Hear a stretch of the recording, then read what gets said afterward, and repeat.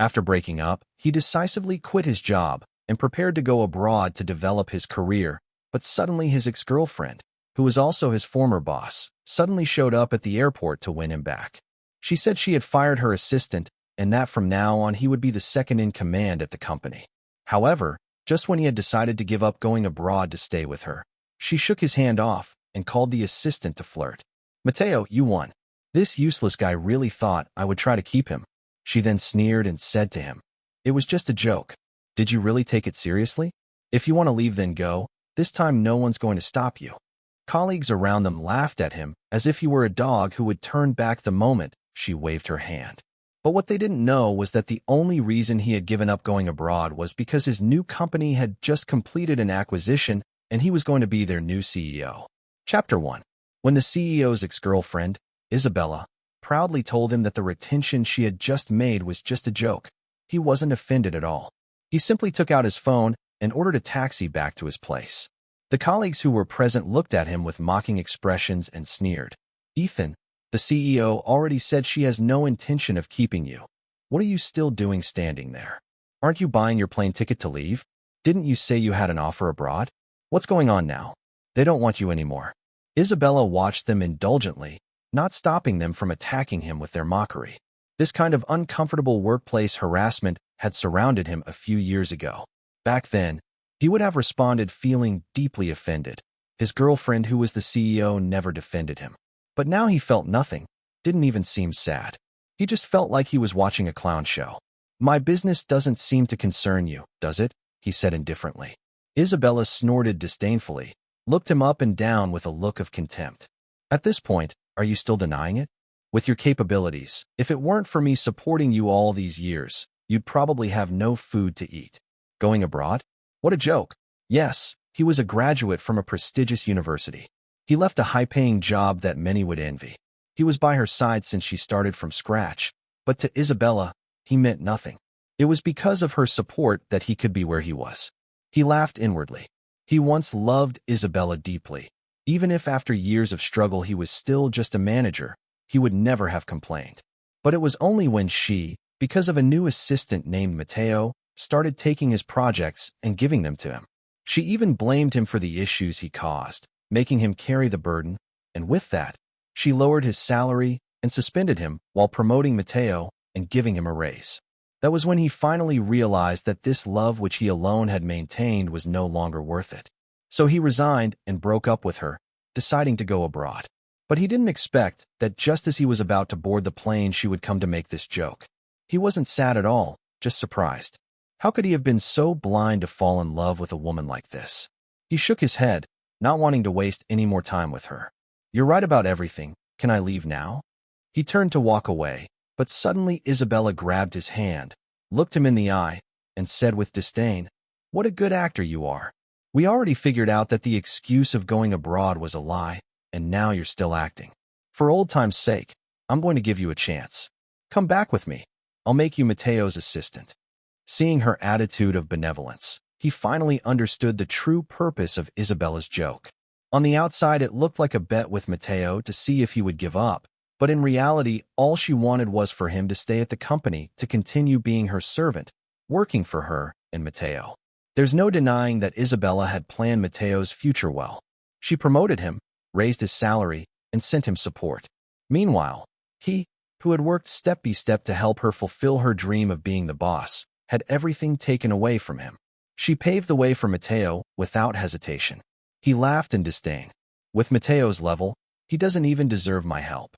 Isabella immediately tensed up. "Ethan, it seems I've spoiled you too much over the years. That's why you think you're so important." Before she could finish her sentence, suddenly a figure appeared, walking towards them. "Rita." Isabella immediately changed her tone and smiled sweetly when she saw him. Mateo was the only person in the entire company who didn't address Isabella as CEO, but called her by her name in an intimate manner. Not even he, her legitimate boyfriend, had the privilege of calling her by her name. Mateo glanced briefly at him and smiled at Isabella. "Look, I told you. Ethan just said he was going abroad as an excuse. As expected, he didn't leave." Isabella threw him a disdainful look and said coldly, "There are people who think they're too important, thinking the company can't go on without them. Unlike Mateo, who is so capable and humble. If he doesn't seize the opportunity, that's on him. Let's go. But Mateo stopped him, looking sad. Rita, we still can't leave. Since Ethan resigned, I can't find my watch. That watch is a family heirloom from my grandmother. And suddenly he looked at him and pleaded, Ethan, please give it back. Before he could understand what was going on, Isabella glared at him furiously and said, Ethan, did you steal something? Just as he was about to deny it, Isabella interrupted him coldly. Don't keep denying it. Would Mateo lie about this? Now you don't even have a job. Who knows if you're capable of stealing something? She then ordered the others. Open his suitcase. Search everything. He looked at Isabella stunned. After 10 years of living together, she knew exactly who he was. And now, because of Mateo's baseless lie, she wanted to open his suitcase in front of everyone. At first, when she made that cruel joke, he didn't want to argue with her, but now this almost bullying attitude really made him furious. It wasn't disappointment or pain, it was just rage and disgust. Enough, he shouted in fury. But Mateo feigned false kindness. Why are you so angry, Ethan? Could it be that it was really you? Isabella looked at him with even more disdain and ordered 2 people to restrain him, saying coldly, Don't worry about him. Keep searching. He watched as they turned his suitcase upside down and his personal belongings fell to the floor. His anger reached its peak, and he shouted for airport security. Only then did they stop, embarrassed. We didn't find anything, Mateo said disappointed. Forget it. Let's stop making Ethan go through a hard time. He has his own stuff. Isabella shot him a deadly glance. Someone must have sold whatever was stolen. And with a sweet smile she told Mateo, Don't worry, Mateo. I'll go with you to buy another one. As they left, Isabella shot him a final cold look. Ethan, when you're on the street, don't come asking me for help. With those words, she walked away with her entourage and Mateo looked at him with a challenging smile. He said nothing, only laughed in his mind. They still don't know that the company's project is about to collapse, and it will soon be acquired. As for him, he gave up going abroad simply because the new company appointed him as the new CEO of this company. Chapter 2. His new company's headquarters is overseas. It's a well-known multinational corporation. Back when he was about to graduate, he received an invitation from them because of his outstanding academic performance. However, Isabella persuaded him to stay and join her startup, so he declined the offer. Not long ago, he broke up with Isabella and immediately after they called him, offering him a job. Just as he was about to board the plane, he received a call from their subsidiary in China, announcing that they had decided to acquire the local company, which included Isabella's business, and to integrate resources, they had decided to make him the new CEO of the company. After dropping his luggage at home, he arranged to meet with the local head, President Chun. He arrived at the restaurant ahead of time to wait for him, but he didn't expect to see Isabella and Mateo there chatting and laughing. When they saw him, Isabella froze for a moment. With a look of impatience, she walked up to him and said, Ethan, why are you sticking to me like a piece of gum? Didn't you act all tough just now? Regret it? Before he could say anything, Mateo, who was beside her, smiled and said, Rita, there were so many people just now. Ethan must have declined out of face, right? How about this? Ethan, if you apologize to Rita properly, she might still give you a chance to work. What do you think, Rita? Isabella glared at him and pretended to deliberate. Well, since Mateo is pleading for you, it's not impossible. If you finish this bottle of wine, I might still let you be my assistant. She pointed to a bottle of wine on the table. He sneered inwardly. Isabella knew full well that he had a stomach condition and couldn't drink, yet she still set such a condition. It was nothing more than a way to put him in a corner, waiting for him to beg her. But she had miscalculated. You're overthinking it. I'm waiting for someone. Waiting for someone? Hey, your mouth sure is tough, Isabella scoffed. We've known each other for so many years. Don't think I don't know what you're up to. You must think it's humiliating to be an assistant to Mateo, right? But in this day and age, how much is face really worth? Just then, President Chun, a guest he had arranged to meet, walked over. He took the initiative to shake his hand. Sorry, President Lee, for keeping you waiting. He directly ignored Isabella and shook hands with President Chun, smiling. President Chun, let's talk inside. There are 2 flies buzzing around here, making a lot of noise. All right, President Chun agreed. Isabella looked at him in disbelief. He was about to walk into the private room with President Chun when he heard Mateo say to Isabella, loud enough for him to hear, "Looks like Ethan has arranged a meeting with some headhunter to find a job." Huh. The next moment, Isabella suddenly walked up to block his way. With a sneer she said, "Ethan, you've really gotten bold, huh? You'd rather find a job on your own than beg me. But I have to remind you, considering your previous performance at work, I've already spoken to all the colleagues in Linzhou. No one is willing to hire you now. Do you regret it?" She looked at him with a mocking smile, seemingly waiting for him to turn back. But she was wrong. With Isabella's level of ability, she was no threat to him.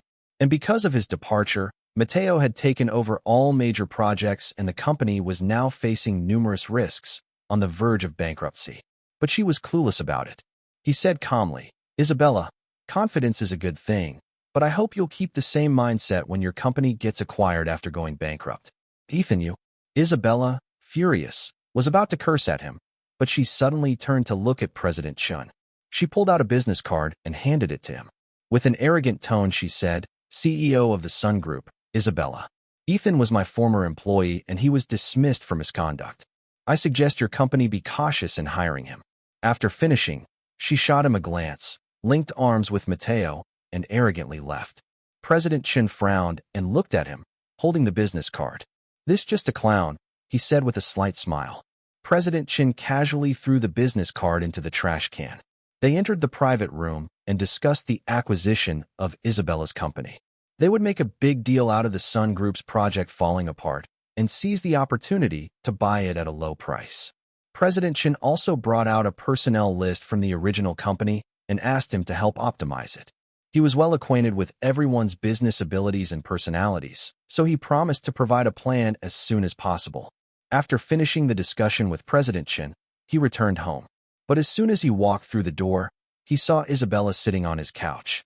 She was crossing her fair legs, coldly staring at him. He couldn't help but frown. "What are you doing here?" Chapter 3.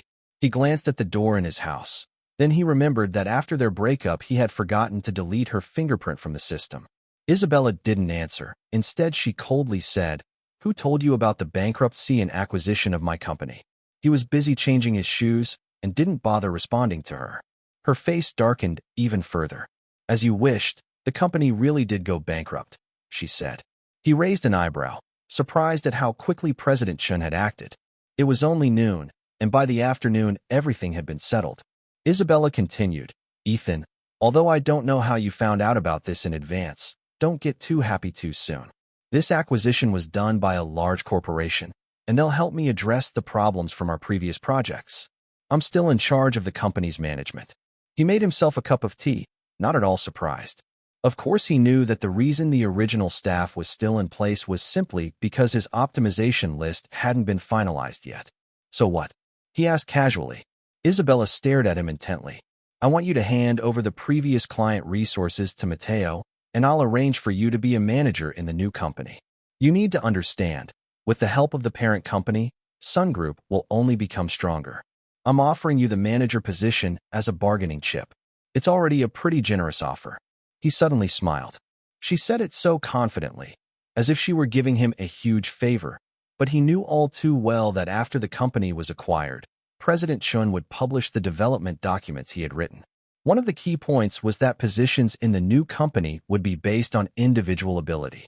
Isabella's request was just a way to use his previous client resources to let Mateo showcase his abilities and secure his position as vice president. He had to admit, her love for Mateo was deep, but unfortunately, she had bet on the wrong person. "Isabella, you're quite naive," he said. His words immediately made her face darken. She suddenly stood up and walked towards him step by step. Her eyes bore into his with a look as if she had figured him out. "Ethan, I know you're still jealous of Mateo. You're upset, wondering why I changed towards you and am so good to Mateo. But I hope you understand that our positions are no longer the same. I'm the boss, a capitalist, and you're just someone who works for me. A boyfriend like you is no longer compatible with me. Mateo, he brings me new experiences and the joy of being a woman. You can't compare to him." Isabella looked at him deeply, her voice unusually gentle. "I'm only giving you one night to think it over." With that, she turned and left. He shook his head helplessly. He immediately deleted her fingerprint from the system, then opened his computer and sent out tomorrow's layoff list. The next morning, he officially started at the company. When he entered, his colleagues were all chattering about the acquisition. Isabella, as usual, was painting a rosy picture for everyone. She claimed that she was still part of the management team, and if everyone worked hard, things would be just like before. Until someone noticed him, and her gaze suddenly brightened. She walked up to him with a smug tone, as if she had expected this all along. "Have you come to your senses? Are you willing to hand over the client information to Mateo now?" Chapter 4. He couldn't help but laugh and shake his head. Isabella's expression darkened, and she was about to say something when Mateo, who was standing nearby, laughed and spoke up. "Ethan, what's the point of this? Since you're not planning to hand over the client info, then what are you even doing here? Don't tell me you came here to actually work." His words were met with amused chuckles from the other colleagues. He raised an eyebrow and nodded. "I came here to work." Immediately, the colleagues who had gathered around started laughing at him. "Work? He's probably here looking for a job. Did he think just because our company got acquired he could sneak in? Isn't this just a dream? Ethan, weren't you supposed to go overseas? How come you're here applying for a job? Ha ha ha." He was about to respond, but Isabella's face darkened as she sharply interrupted him. "Ethan, are you done yet? I gave you a chance when I asked you to hand over the client data to Mateo. Are you still being stubborn? Didn't you understand what I said yesterday? Do you want to be unemployed that badly?" He shook his head helplessly. "Isabella, you're the one about to become unemployed. You might want to start making plans." Isabella stared at him, then suddenly sneered. "Look at this. Ethan, has he lost his mind? And now he wants me to make plans? How? I used to be the boss of this company. Do you think you can fire me, Ethan? Do you believe that with me here today, you won't even be able to get a job as a janitor?" Before she could finish, two people walked in through the company's front door. It was President Chin's team from the parent company sent to help him restructure the company. Isabella recognized them, and her face changed immediately. She quickly forced a smile and greeted them. "Chairman Lee, you're here? I wasn't sure if our new CEO had arrived, but I'd be happy to welcome him." Chairman Lee gave her a quick glance, but said nothing. He walked directly up to him and respectfully nodded. Then he introduced him to the others. "This is our new CEO, President Ethan Lee." For a moment, Isabella's smile froze on her face. She awkwardly asked, "Chairman Lee, you're not joking, are you? This Ethan is just a useless, spineless person. How could you suddenly?" Chairman Lee pulled out the layoff list he had personally prepared the day before and slammed it onto her face. Pointing at her and Mateo, he coldly said, "You two are being laid off. Pack your things and leave immediately." Chapter 5. Isabella picked up the layoff list in disbelief. After reading it, her face turned as white as a sheet. She stared at him with wide eyes, her voice trembling. "How could this happen? Ethan, how could you be the CEO? Are you joking with me?" Chairman Lee furrowed his brows in annoyance, glaring at Isabella. "Joking? Does President Lee have to joke with you? President Lee is an elite talent recruited through the headquarters, specially sent here to be the new CEO of this company. I'm well aware that President Lee was once your employee. You were too blind to recognize talent." His words left Isabella stunned, unable to speak. Even the colleagues who were watching them from the sidelines looked at him with a mix of shock and disbelief. None of them had ever imagined that the person they had once bullied in the workplace would one day become their boss. In that moment, someone reacted quickly, rushing up to shake his hand. Ethan, I didn't mean what I said earlier, I'm sorry. It was all because President Mike told us to suppress you." "Yeah, Ethan, I always thought you were the most capable person in our company." They all chimed in, apologizing and trying to flatter him. It was hard to miss the stark contrast between their previous hostile behavior and the desperate attempts to please him now. Of course, he knew they were scared that he might fire them too, since finding a job these days was tough. But he wasn't going to do that just yet. If he fired them now, it would seem like personal vengeance. Even if layoffs were necessary, they needed to be justified and legal to minimize losses. As for Isabella and Mateo, they were the biggest problems in this company and had to leave immediately. Isabella could tell that she had completely lost control of the situation. Panicking, she looked at him, then suddenly rushed forward, pushing past others and grabbed his hand. Her voice was weak and pleading. "Ethan, how could you be so cruel to me? I was your girlfriend for 10 whole years. I've always loved you the most. If I hadn't pushed you to leave, You might not have become CEO. Let's get back together, please. Looking at Isabella's eager eyes, he suddenly remembered how furious she had been when he accidentally revealed their relationship in the past. At that time, when their relationship was exposed and couldn't be hidden anymore, she had harshly ordered everyone in the company chat to avoid discussing it. To show how impartial she was, she even deducted his salary and performance bonuses for that month. Now she was lowering her pride and publicly begging him to reconcile. It was clear that she was desperate. He couldn't help but sneer. Isabella, do you really think it's possible? That answer didn't need to be spoken. Everyone in the room understood it well. The grievances he had endured in this company made firing her 1,000 times over not even close to enough. How could he possibly reconcile with her? And let's not forget, there was still Matteo in the picture. Isabella, now desperate, looked at Matteo in panic and suddenly blurted out urgently, Ethan, the past was all my fault. I was too spoiled, and that's why I didn't know my limits. I'll change now. With you by my side, if you must fire someone, fire Matteo. It's him who's been stealing your credit, always slandering you in front of me. It's all his fault. Then with a sharp glare, she turned to Matteo and shouted, Matteo, why aren't you leaving? You messed up last time, and Ethan had to take the blame for you. After Ethan left, how many projects have you ruined? You useless piece of trash, get out. Chapter 6. A sudden verbal attack left everyone stunned, himself included. Matteo was especially shaken, his lips trembling and his eyes red in disbelief. He asked with a quiver in his voice, Rita, shut up. Don't call me Rita. I'm your boss. Isabella showed no mercy, cutting off Matteo immediately. He watched this scene, surprised but somehow not entirely shocked. Isabella had always been a selfish person. She was highly concerned with her own interests. For instance, when he graduated, he had a very bright future ahead of him. But she had used their breakup as leverage, forcing him to join her in starting a business just because she wanted to be an entrepreneur and a boss. He had to give up his own future to accommodate her desires. Now, under the pressure he was putting on her, she had no hesitation in abandoning Matteo. Ethan, do you see my sincerity? I've always loved you. This company is our joint effort. You can't just leave me. She looked at him with tear-filled eyes, her beautiful gaze shimmering with emotion. If this had happened in the past, he would have likely surrendered, thinking of her point of view. But now he coldly said, both of you out. I'm not saying this again. It was working hours, and he couldn't waste time on personal matters. In the next moment, security immediately intervened, pulling Isabella and Matteo out of the office. Some colleagues quickly gathered their things and threw them out in front of the company doors to avoid getting on his bad side. With those two troublesome people gone from the company, he felt a little more at ease. Everyone back to your stations. Make sure to send me this quarter's tasks before lunch, he said. After making the arrangements, he returned to his office. Originally, this had been Isabella's office and her things had been cleared away by the staff. Although this company was something they built together, many of the items here were purchased by him.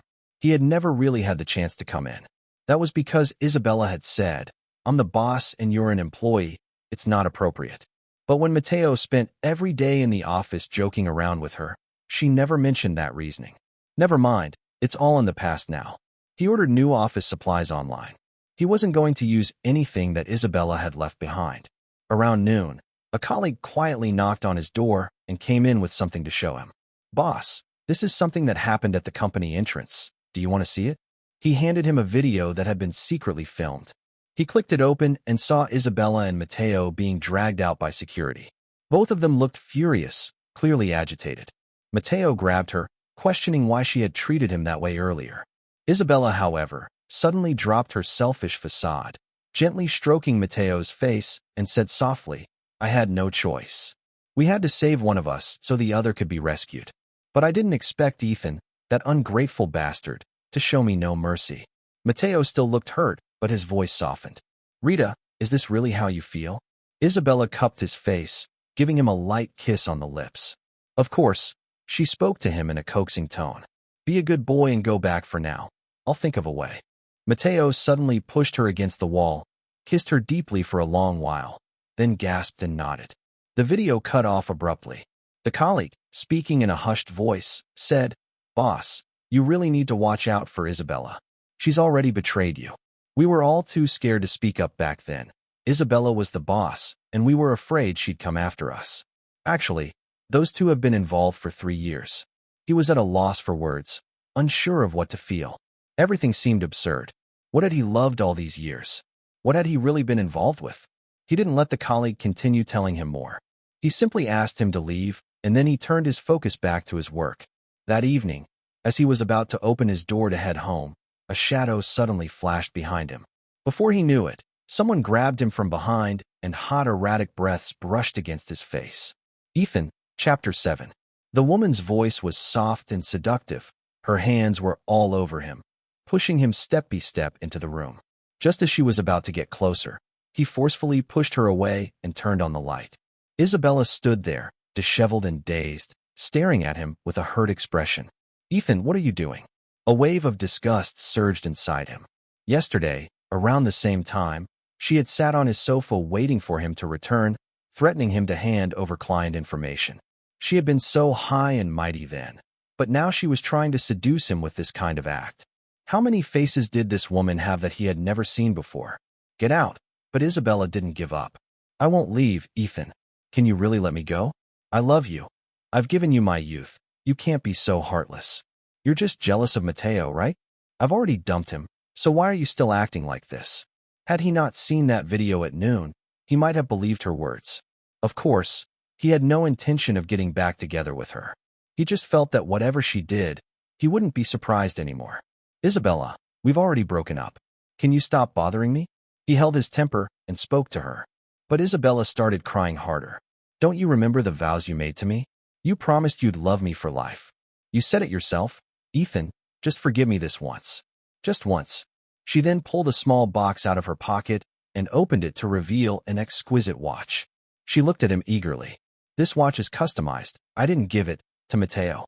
I'm giving it to you. I'm giving it to you because you're my only man." The watch reminded him of the scene at the airport when she had someone force him to open his luggage. A cold shiver ran through him. "I'll say it again, get out." Isabella looked stunned, her face flushed with anger. She snatched the watch from his hand and spat out. "Ethan, just wait." With that, she stormed out in fury. For the next few days, he didn't hear anything more about Isabella. After he took control of the company, everything started to run smoothly. With the support of the headquarters, many projects progressed exceptionally well. He also hired a few competent employees to help handle company affairs and fired the former colleagues who had been coasting along. That morning, after their regular meeting, Mateo suddenly called him. The moment he answered, he started shouting, "Ethan, where did you hide Rita? What did you do to her? She's been unreachable, her phone's off, and she's not replying to messages, you bastard." Chapter 8. He couldn't help but furrow his brow. His voice was cold. "Are you a mad dog just barking nonsense? I don't know where Isabella is." He immediately denied it. "You're lying. Rita disappeared the night she went to find you. If you don't come clean, I'm calling the police." And with that, he hung up the phone. He couldn't be bothered to deal with him. Even if he called the police, it had nothing to do with him. However, Chairman Lee, who was there to report on the work progress, overheard the commotion and couldn't help but speak up. "The last time I saw Isabella, she was with General Manager Chun. They seemed pretty close." He frowned. General Manager Chun was the person the headquarters had assigned to liaise with him domestically.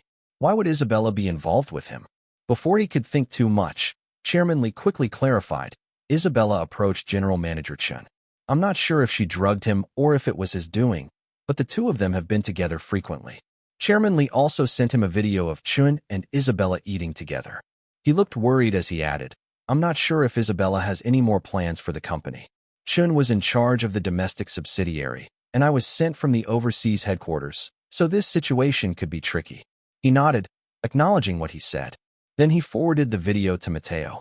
If he was concerned about Isabella's safety, he should see that Isabella was already pursuing another man.